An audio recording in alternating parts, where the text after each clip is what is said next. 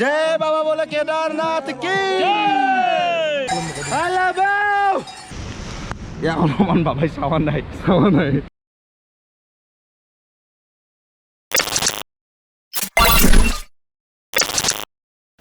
Good morning from Sonprag. Just উঠিলো হাৰ পাইলো R আমাৰ মেকআপ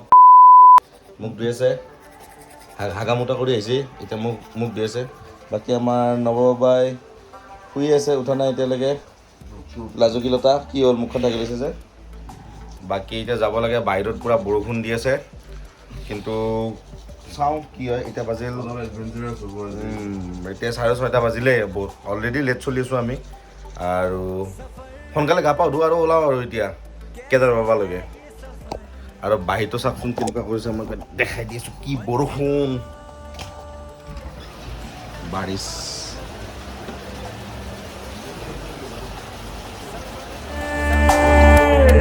कैसा है ये सफर मंजिलों তো ওলালো ৰুমৰ পৰা এতিয়া লেট অলৰেডি বহুত লেট আমি 8টা বজাত ওলালো কেইটা বজাত যাই পাওঁ পাত্তা নাই বাকী তাতে কিহৰ লাইন ধৰিছে চাব লাগিব যুৱৰাজ ভাই কেনেকুৱা খবৰ পাতি হা ঠাণ্ডা লাগি আছে বাকী লোকেশ্যন চাওক না নাজাৰা চাওক এতিয়া লাহেকৈ ট্ৰেকিংটো ষ্টাৰ্ট কৰোঁ বাকী যাত্ৰী খুব কমে বহুতখিনি গ'লে গুচি কিনে আমাৰ ওলাওঁতে মিলাওঁতে দেৰি আমাৰ এই বেচেলৰ চলি না গোটাই মাহা চব অলপ লেট হয়ে আৰু তো ঠিক আছে ওলাই দিওঁ তো সোণপ্ৰয়াগৰ পৰা ওলালোঁ ওলাই পিনে ইয়াতে গৌৰীকুণ্ডলৈকে এই টেক্সি ল'ব লাগিব শুনিছোঁ এটা 50 rupeesকৈ লয় চাওঁ কিমানকৈ লয় তো আগৰ পিনে এইবিলাক টেক্সি আগত ৰখি আছে তাৰপিছত এইপিনে চাওঁ এইটো কি নদীটো ময়ো নাজানো एक जन का कितना लेते हो टैक्सी में हाँ यहाँ से वहाँ तक 50 रुपये ना पर पर्सन सफर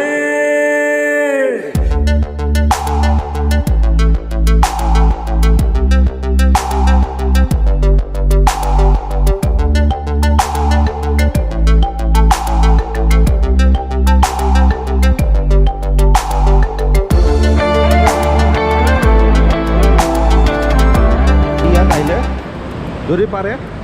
খোজকাঢ়িয়ে ট্ৰেকিং কৰক নহ'লে হেলিকপ্টাৰ লৈ যাওক এটা ঘোঁৰা পাতি এইবিলাক ইউজ কৰি লাভ নাই কাৰণ এটা জানুৱাৰৰ কষ্ট দিয়াৰ নিচিনা হয় দেখি নিজৰো বেয়া লাগে ভগৱানৰ ওচৰত আহিছোঁ যিহেতু নিজে কষ্ট কৰি যাওক ইয়াতে চাওক এই ইউজ কৰি মৰি আছে তো গতিকে যোনে যোনে কেদাৰনাথ আহে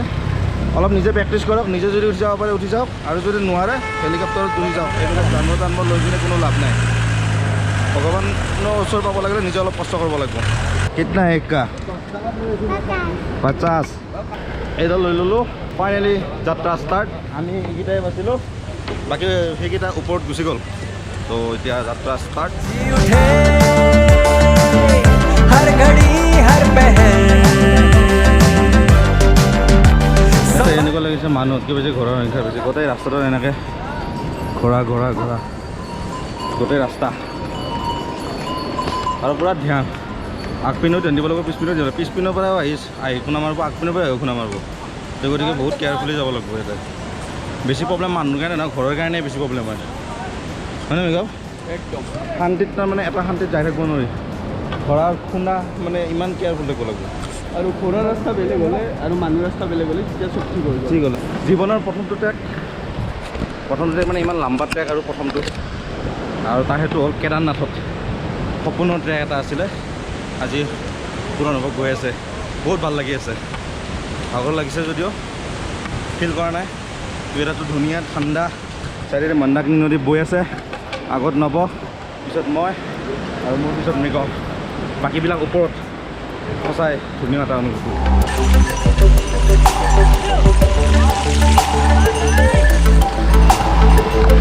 বাকী পিনে চাওক ৱাটাৰ ক্ৰছিং এনেকৈ যাব লাগিব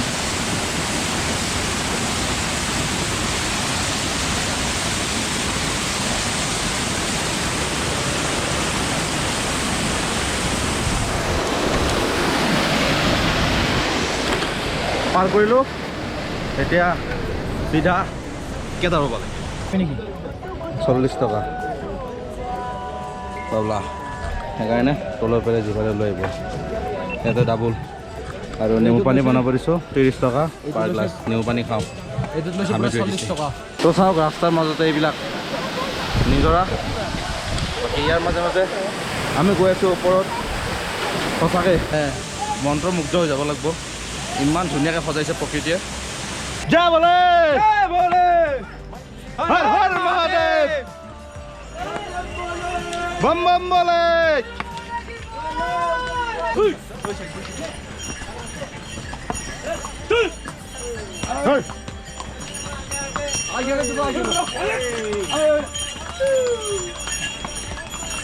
बस के रहना रे बाबा बस के रहना रे इन घरों से बस के रहना केदारनाथ आना है तो পালোঁ আৰু 4 কিলোমিটাৰ আহিলোঁ বাকী মোৰ পিছত দেখিব পাইছা কেইটাত আছে 12 কিলোমিটাৰ তো আকৌ 12 কিলোমিটাৰ যাব লাগিব বাকী ভিউ দেখাই আছোঁ নেচাৰেল লেটছ গো ব্ৰ বাকী আচৰিত মানে how nature decorate this place it's speechless unbelievable সঁচাকৈ প্ৰকৃতিৰ মহিমা অপাৰ ইমান ধুনীয়াকৈ সজাই ধৰিছে প্ৰকৃতিয়ে আমেজিং ইমানখিনি কষ্ট ৱৰ্থ ইট ইয়াত আহিব লাগে আৰু মানে খোজকাঢ়িব গ'লে বেছি ভাল মই সেইটোৱে ট্ৰাই কৰিছোঁ ভাগৰ খুব লাগিছে বাট মোৰো ভাগৰ লাগিছে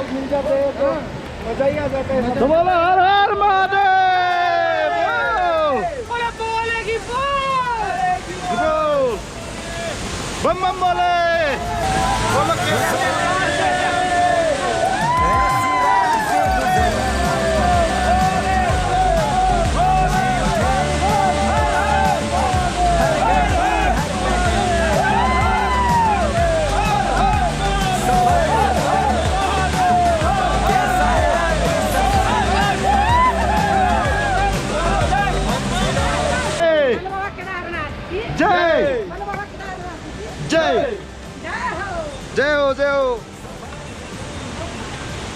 বহুত ধুনীয়া এনেকৈ অচিনাকি মানুহৰ মাজত একদম ফূৰ্তি হাঁহি কৰি তামচা কৰি ধেমালি কৰি এনেকৈ গৈ পাওঁ আমি কেদাৰনাথ 16 কিলোমিটাৰ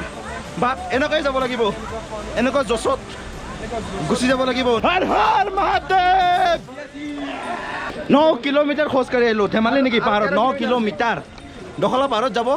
ফেফেনি বাহিৰ হয় এটা 9 কিলোমিটাৰ আহিলোঁ ধেমালি আৰু যাব আছে এনেকৈ হাঁহি তামচা কৰি যাব লাগিব গম পাব নালাগিব বাকী পাবলা কৈ দিয়া হৰ হৰ মহাদেৱ হৰ হৰ 9 কিলোমিটাৰ মহাদেৱ চলাই দিব মহাদেৱ কাম নাই জোচ নাই বেটা তো ক'ব লাগে বেলেগ জেছ কিন্তু ছোৱালীজনী आप कहाँ से हो मैम पटना से हाँ जी আচ্ছা পাটনাৰ পৰা বেলেগ এনাৰ্জি কিন্তু সঁচাকৈ কৈছোঁ তলৰ পৰা ওপৰলৈকে পুৰা বম বম বলে কৰি আহি আছে কিমান ধুনীয়া নজাৰা बोलो केदार बाबा के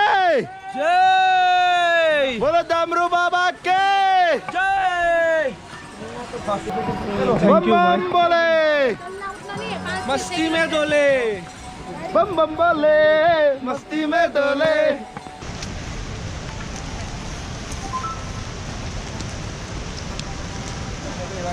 কেনেকুৱা অনুভৱ এটা সঁচাকৈ ক'ব নোৱাৰা ভাষা নাই অনুভৱ মানে কিছুমান সঁচাকৈ অনুভৱ যে অনুভৱে কৰিব পাৰি এইটো আজি সঁচাকৈ ফিল হৈছে আৰু মানে কোনো ভাষাইদি মানে প্ৰকাশ কৰিব নোৱাৰি কি এটা অনুভৱ কি না নেচাৰৰ মাজত প্ৰকৃতিয়ে চাওক কিমান ধুনীয়াকৈ সজাই তুলিছে এই জেগা আৰু কেমেৰাই কেতিয়াও জাষ্টিছ কৰিব নোৱাৰে এই ভিউটো জাষ্টিছ কৰিব নোৱাৰে আহিব লাগিব সঁচাকৈ বাবা ইয়াত বিৰাজমান কাৰণ আমি একো নকৰা ল'ৰাবিলাকে কাৰণ আমি ইমান কষ্ট নকৰোঁ যিহেতুকে চববিলাকে আৰামত থাকোঁ কিন্তু আমি কিলোমিটাৰ ওলাই যাওঁতে আমি বাইক ইউজ কৰোঁ আজি ইমানখিনি কৰিছোঁ চৰাই বাবাই এনেকুৱা শক্তি দিছে ন আমি হৰ হৰ ভোলেনাথ হৰ হৰ হৰ হৰ মহাদেৱ বাবলা এয়া তাৰ হাগা লাগছে বেচেৰা হাগা ফালি আমি ৰখাই দিম তুমি হাগি ল'বা ঠিক আছে ইয়াক অলপমান বাবাই চাৱা নাই হাগা লাগছে ইয়াত বাবা প্লিজ বাবাই শক্তি দিব টেনশ্যন নল'বা বাবলা হৰ হৰ মহাদেৱ হৰ মহাদেৱ বেছি বদলি ল'লে যাব নেকি মন্দাকিনী নদীৰ প্ৰচণ্ড ৰূপ চাওক এয়া আৰু 4.5 কিলোমিটাৰ আছে আহি অলপ ৰখলোঁ চাওক না গোটেই মেঘ কৰি দিল হঠাৎ লগে লগে পুৰা মেঘ ডাৱৰীয়া এনেদৰে 10-15 মিনিট বিৰতি লোৱাৰ পাছত আকৌ এতিয়া আমাৰ ট্ৰেকিং আৰম্ভ কৰিব ওলাইছোঁ এতিয়া আমাৰ ট্ৰেকিং আৰু 5-6 কিলোমিটাৰ আছে চ' 5-6 নহয় 4-5 4-5 किलोमीटर है तो बने रहिए हम लोग के साथ हर हर महादेव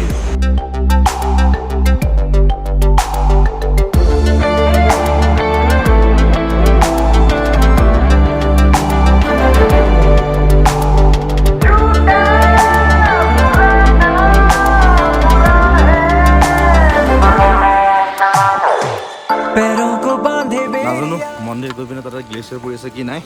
আমি যাই আছোঁ গতিকে কিমান কিলোমিটাৰ আছে আৰু তাকো নাজানো মষ্ট প্ৰবেবলি 3 কিলোমিটাৰমান থাকিব লাগে চ' গৈ আছোঁ চাওঁ গ্লেচিয়াৰ দেখা পাওঁ বাকী সঁচাকৈ সপোনৰ ট্ৰেকিংটো কৰি আছোঁ আজি সঁচাকৈ আমি দুয়োটাই মানে কেতিয়াও ভবা নাছিলোঁ এনেকৈ মানে আছিল যে আমি এবাৰ কেদাৰনাথ আহিম বাবাক দৰ্শন কৰিম ইমান সোনকালে ইমান সোনকালে যে আহিম ভাবা নাছিলোঁ যে ইমান সোনকালে আমাৰ মানে আমাক সন্তুষ্ট দিবি মানে আমাৰ কথাত সন্তুষ্ট হৈ আমাক নিমন্ত্ৰণ দিছে তো তাৰ কাৰণে বাবাক বহুত বহুত ধন্যবাদ মানে অনুভৱটো মানে অতুলনীয় বুলি ক'ব লাগিব মানে অভূতপূৰ্ব ক'ব নোৱাৰে ভাষা নাই যিটো বস্তু মানে ঘৰত গ'লে লাইক হেলিকপ্টাৰত গ'লে ফিল নাপায় এই ফিলটো নাপায়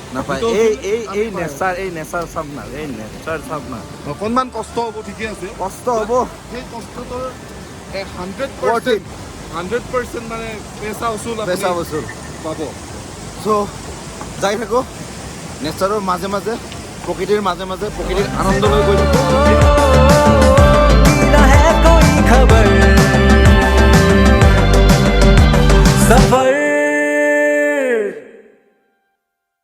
आंटी कहाँ से है आप गुजरात से आप पैदल आए हैं दूर से तेरी तरह नहीं नीचे से पैदल आए हैं এনেকুৱা বয়সস্থ মানুহ এগৰাকীয়ে বাবাৰ কাৰণে তলৰ পৰা খোজকাঢ়ি গৈ আছে এখেতৰ ভৰিত ধৰি মই এটা আশীৰ্বাদ ল'ম কাৰণ